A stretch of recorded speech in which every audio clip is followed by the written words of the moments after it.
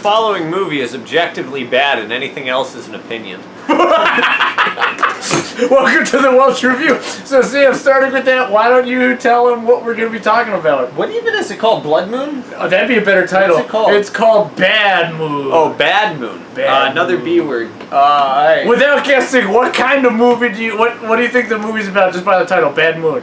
Write it down in the comments. Anyway, so Bad Moon, now that you've had time to write it down in the comments, is a movie about a family dog fighting a werewolf, Which is dope. who is the uncle of like that family, or like, you know, the immediate family of that family, or not immediate but slightly extended, right?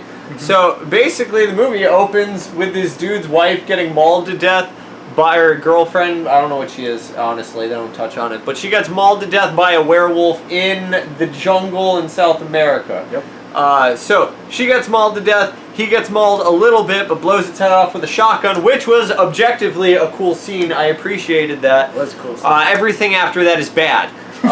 So, werewolf's head goes kaboom. Guy gets scratched by a werewolf. Now he's a werewolf, right? And has no girlfriend anymore. Yeah, She's gone. There's a little bit of stuff that happens in between then and when he like meets up with his sister's family, who are actually the main characters of the film.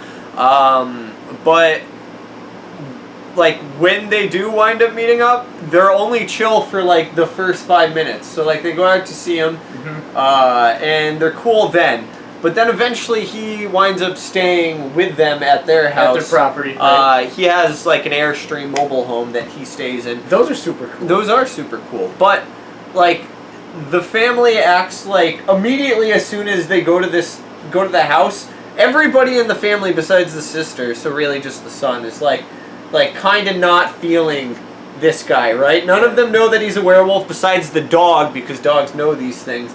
But the little boy is like, yeah, okay.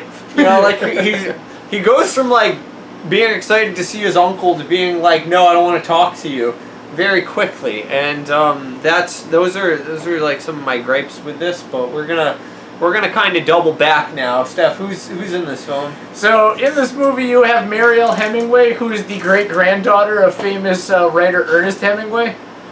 You also have Michael Paré, or Pere, however you say it, and he's famous from being in Streets of Fire and Eddie and the Cruisers. You also have Hrothgar Matthews. Hrothgar! It's just a really cool name to say. He plays a huge tool. And then also you have Ken Pogue and Mason Gamble. And yes, I wrote some of that down on my hand, just in case you need to know. And then you also have Primo the dog, who plays Thor. Yeah, so Thor, of course, is a good boy. He's a very good boy. Besides that obligatory statement, all of the human actors are trash. He's also Italian. Yeah, Primo, also German, kind of, right? He's a German Shepherd. He's mainly Italian. Yeah, he has an Italian name. So, the beauty... Oh, it's also written by Eric Red and directed by him. He made the film Cohen and Tate, and it's based on a novel by Wayne Smith called Thor. And now, what it objectively could be considered bad or good, it is unique nonetheless, is this film, at least the book, was written to be through the perspective of how a dog would perceive a werewolf horror story. That's one of the other bad things about this movie. While, again, Primo is a good boy and does a good job, very good job, Primo, very proud, good boy. So...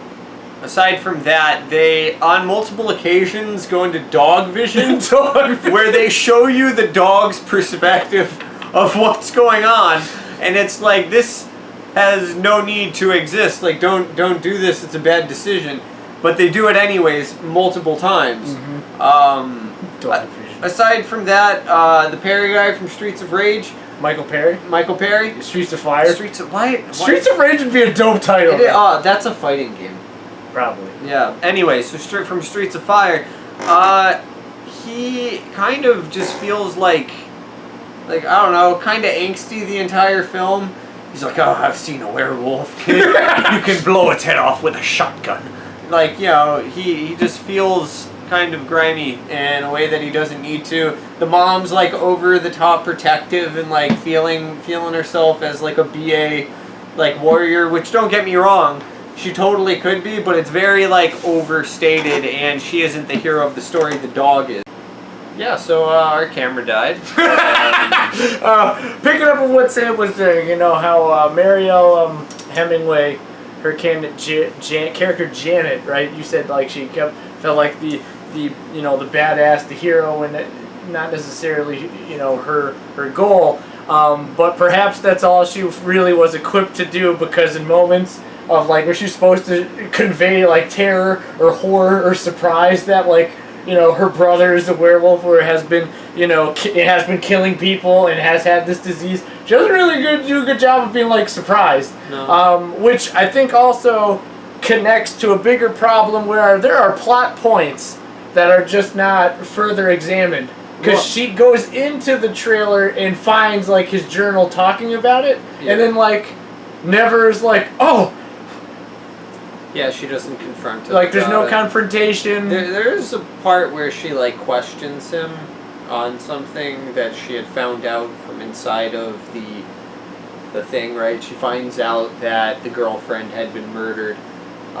She doesn't know how, but she asks, you know, where's this lady? And he's like, oh, she's in Seattle. No, she's not. She got mauled to death.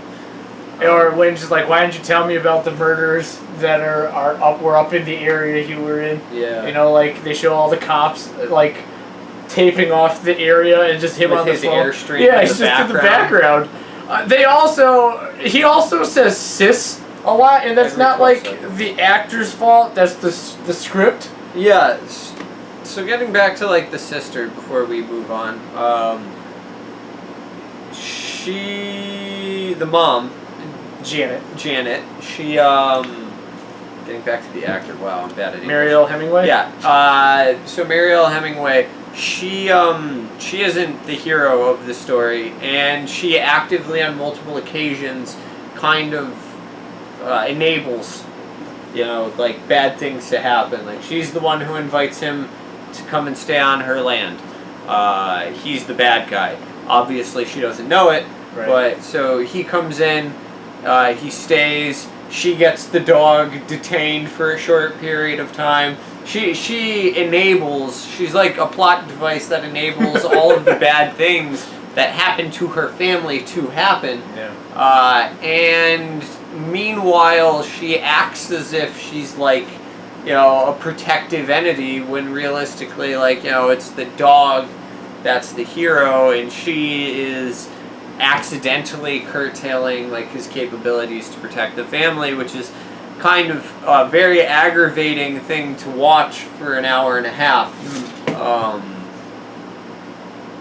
Yeah, and then like even later on, when like she finds out that it's the werewolf, like her brother's the werewolf, it's still the dog that defeats the werewolf, and then in her dreams she envisions the dog Thor, played by Primo, good boy, to be a werewolf. So even in the end, she's having like trauma about the dog who saved their lives as the bad guy.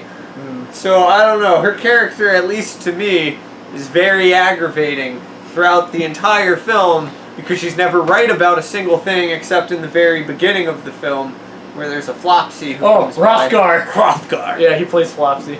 And then later on, the Flopsy is used to defeat the good guy. Like, I don't know, you have to watch it to understand. Yes, he comes full circle in what's supposed to be Thor's downfall. Yeah. Perhaps. But speaking of Primo and Thor, the scene though where Mason Gamble sneaks out to go and save his, you know, his beloved friend Thor from the pound. Mason Gamble's the child. I thought that sequence, you know, like, okay, I get it. You know, it's stupid. You know, he tries to pick a lock and he's got like pliers. Like they're not like trying to pick a lock. He's trying to cut the lock. That's with pliers. But like that is a cool sequence, and the dog knows it's more confident about escape than the kid is, and it's like, yeah, man, like they're on a heist. The dog's out here jumping fences, and the kid's like, oh no, this gate's locked. How do I climb? How did I get in here in the first place? So I definitely Thor, I think, is wholeheartedly probably one of the best things about this movie.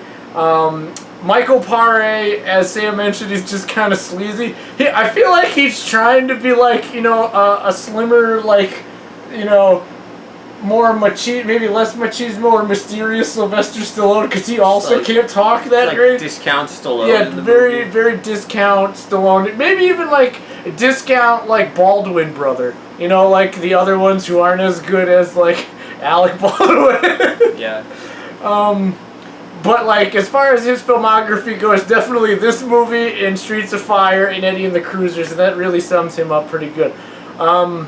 But the werewolf design, right? I thought was actually pretty decent. I think it's fine. I mean, obviously it's a guy in a costume, so it's not the most amazing thing ever, but it's not bad. No, like it's a fine looking werewolf. You know, it definitely shows a little bit of a combination of like the werewolves used in like The Howling and in American Werewolf in London, like somewhere in between that. It looks real good.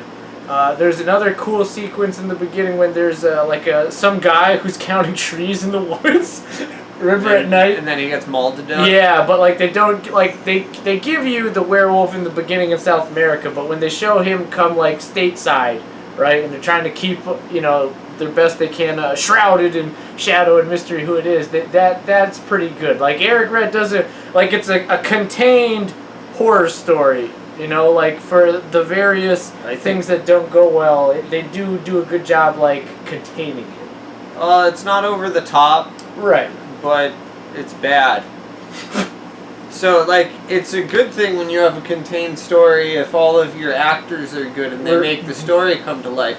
But it's a bad thing if it's contained, if your cast sucks. And they can't, like, you know, carry the film with just their acting skills. Right. I mean, then, like, regardless of how your film is made, it's probably going to not be good.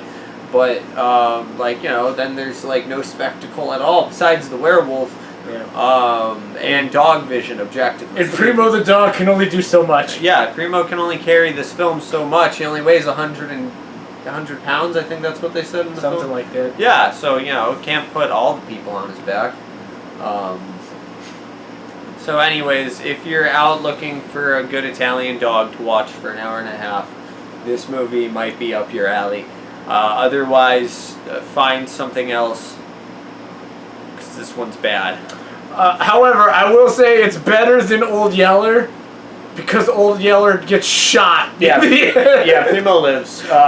Spoiler. But you weren't going to watch it anyway, so now you know. Yeah. This has been the Welch Review, and we look forward to seeing you next time.